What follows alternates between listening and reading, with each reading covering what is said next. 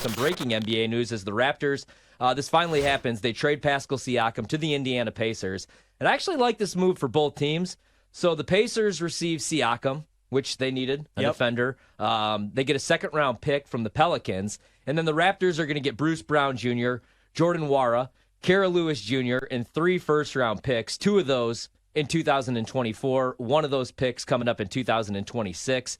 So I like this move. I really like what the Raptors are doing because they're in full rebuild mode, man. Nick Nurse leaves to go coach, obviously, the 76ers. So this is a rebuild. And now, though, when you think about it, that entire championship roster is gone, too. Right. Fred VanVleet gone, Kawhi, Siakam gone. obviously. Yeah, you're right. So what are your thoughts here? I mean, we know Ujiri's one of the best. Masai Ujiri's a great GM, and that's what he's doing. He's tearing it down. He's getting as many assets as he possibly can. He's hoping to find his next superstar in the draft. So I agree with you. I like the trade for both teams. We know Indiana's been looking for a number 2 to go along with Halliburton. They need another star. They hope that they have found that. But Siakam, I mean, to your point, he's a good defender, and that's really what they're going to need him for. We know Indiana can score. They can score with the best of them in the NBA. But if this team is going to get serious about making a playoff run, they got to get better on the defensive side of the floor. So that's why I like the Siakam move. He's certainly going to help them in playoff basketball when the game slows down. You need a guy that can score in the half court. Siakam's very good at that. But I think it's a good move. In my mind, does this make them automatically better than Philly, Milwaukee, and Boston? No. Would I take Indiana over either of those teams in a 7-game series? No. But I think you can make the case that right now the Pacers certainly are in that next grouping with the Heat, the Knicks, in that next tier. When I first saw the news, I didn't really know what Indiana was doing. I know what they're doing, right? Siakam's having a great season. He's averaging 22 points per game, 6 boards, about 5 assists, and he's shooting 52% from the floor. And also you're getting a 6'8" wing defender that could defend multiple positions. So I understood it, but it sounded like he wanted to test free agency. He was going to be a free agent. So that's what I was wondering is, are they going to be able to come to terms on a long-term deal to keep him in Indiana, or else you're trading away 2 first-round picks for a rental. Right. But it looks like, the news is he's excited about the trade, and maybe he'll want to stick around in Indiana. I don't know why you wouldn't want to play on that team right now. Halliburton's one of the best, if not the best point guard in the league right now, right? And I like Mathurin, like you said. Yep. They got a nice young core. So if you're Siakam, and if you're the Pacers, I think this might be best case scenario. And then, like I said, I like what Toronto's doing. They're going to go rebuild. We'll see what they're able to do in the draft here. They get 2 first-round picks, so excited for them.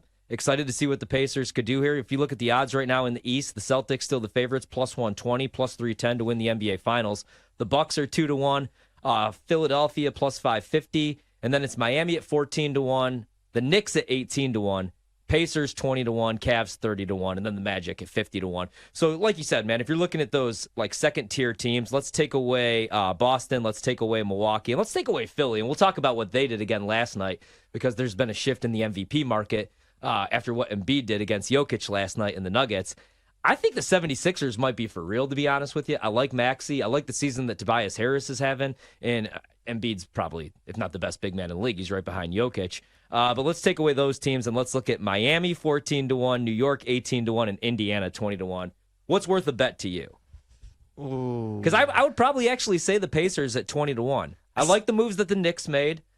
In Miami, you could never count them out, but the Pacers, like you said, they're going to improve defensively with the pickup of Siakam. And I know it becomes a half-court game in the playoffs. You have to be strong on the defensive end. But, man, like when they could score 130, 140 points per game, I don't know. I think they could compete with any team in the East, to be honest with you, outside of Boston. Mahomes and the Chiefs on the road, plus 120 on the money line. Buffalo, minus 145.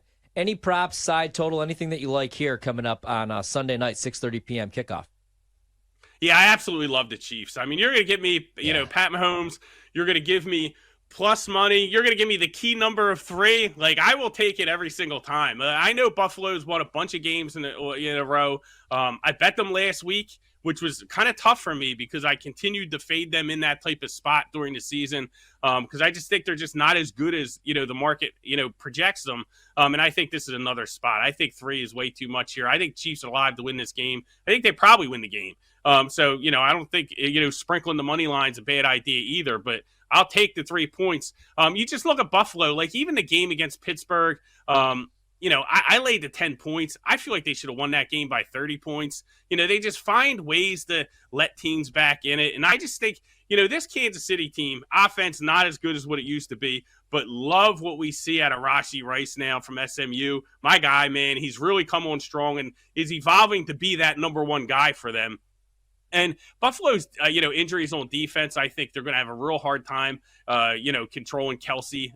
Kelsey's a guy who's been, on and off, right? But I think he can have a big game here. They let up like 5 receptions for 76 yards for Freiermuth last week. So middle field's going to be open. And again, Pat Mahomes, Andy Reid, all they heard is, oh, Patrick Mahomes has to go on the road. He's never done it before. I think there's going to be a big motivational factor there. They know the Bills inside and out. The Bills, know them inside and out as well. But I'm just much more confident in the Chiefs and Andy Reid in this type of game. So you want to give me 3 points, and I can't pass that up.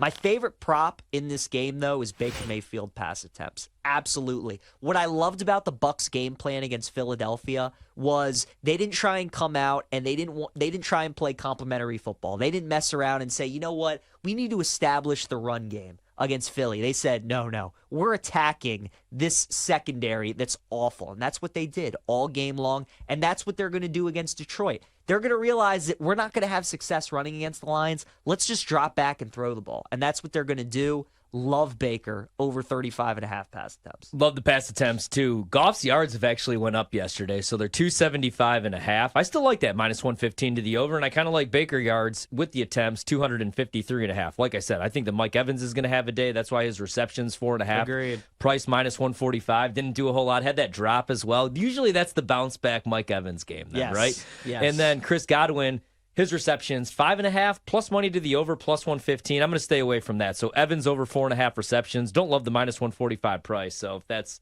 something you don't want to lay, I do like the yards too. 69.5, minus 115 to the over. Shop around, of course, for best prices because I'm seeing some weird stuff out there. But I do like over 69.5 yards. Nice for Mike Evans in this game. Agreed. I can't believe that we're talking about a divisional round game. Now, the Lions made sense, Winner of this especially game's what they going to did the the second NFC half of the title season game. last year, man, but I couldn't fully buy into Dan Campbell. But Tampa Bay being here, like coming into the season, I made the case for their win total to go over. They kind of reminded me a little bit of Seattle from You last called year. it. And as soon as you said it, I'm like, that is a great call. Because you had what they Mike were. Evans and Godwin, but remember both of those guys were, like, neither of them wanted to be there. Right. Then they started to buy into Baker. Now they're hanging out at dive bars during the weekdays out in Florida together. But, I mean, like, they had a decent enough defense. You have Vita Vea. You have playmakers, as long as everybody wasn't going to ask out. And then you had, Mike Evans, Chris Godwin. I like Cade Otton enough. And you were in a weak division. But I did not see them being in the divisional round of the playoffs, No. especially with that coaching staff, with Todd Bowles. But here they are, 6.5-point dogs, totals 48.5. Yep. What if we get a Tampa Bay Green Bay NFC championship game? That'd be crazy. That'd be crazy. That one of those teams are going to the Super Bowl. Like Green Bay was 3-6. Yeah. Tampa Bay just moved on from the greatest quarterback of all time in Tom Brady. Well, if we get that rematch again, I'm coming right back with all the Baker props because he's going up against Joe Barry. He had a perfect passer rating at Lambeau. Yeah, when they perfect squared up? passer rating. Yeah. So I would like Baker again in that game. It's insane that the Bucs are in this spot. They're one game from the NFC title game. It's nuts. It's a credit to, like you said, Baker and their receivers buying in, a bunch of guys on defense buying in as well. It's been a great season for Tampa. I do like them in this game. I think they can keep it close.